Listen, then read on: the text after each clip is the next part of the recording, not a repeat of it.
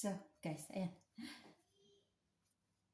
Parang hindi na ako parang hindi na ako tawag ba dito? Nakakaloka. Parang hindi na ako nagpapalit ng damit kasi yung mga uniform ng asawa ko na hindi na niya ginagamit. Kasi every year, nagpapalit sila yan ng uniform. So, yan. May bagong uniform na sila. So, yung mga napaglumaan na niya, sinusuot ko na lang dito sa bahay. Yung iba kulay red, yung iba kulay yellow. Kaya kita nyo nung parang so dito lang naman ako dito sa bahay. Dito lang naman ako sa bahay. So hindi ako mahilig kumbaga mag-makeup, magmaganda. Kasi nasa bahay lang naman ako. So pagdating sa labas, dun lang ako nag-aayos. Pero andito tayo sa bahay, hindi ko masyadong nag-aayos. Kaya yung kilay ko hindi masyadong ayos.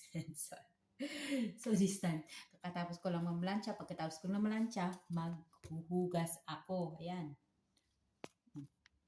Maghuhugas ako. So then, kanina, Hello, dahil babay kami, bacho iyo. hello everyone. I'm Camila. So, katatapos ko lang ng lansya. Katatapos ko lang ng lansya.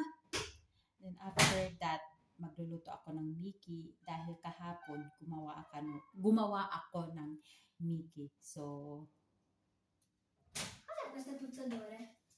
kalali. Sinanglaw. Veramente? Non sapevo. So, ayan. So,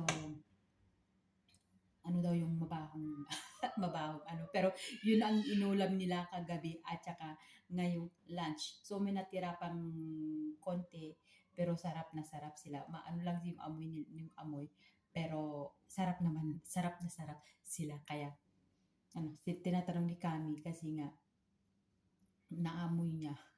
So, binulong natin Kami. So, tutuloy ko lang yung sinabi ko kanina, yung Mickey, gumawa ako kahapon. So, ngayong araw, umuulan siya. So, naisipan ko siyang magluto. Kasi yan, para sana sa winter. So, nag-iipon ako para sa winter. Para at least may yung sabaw ba ng pag ganitong winter. So, ayan.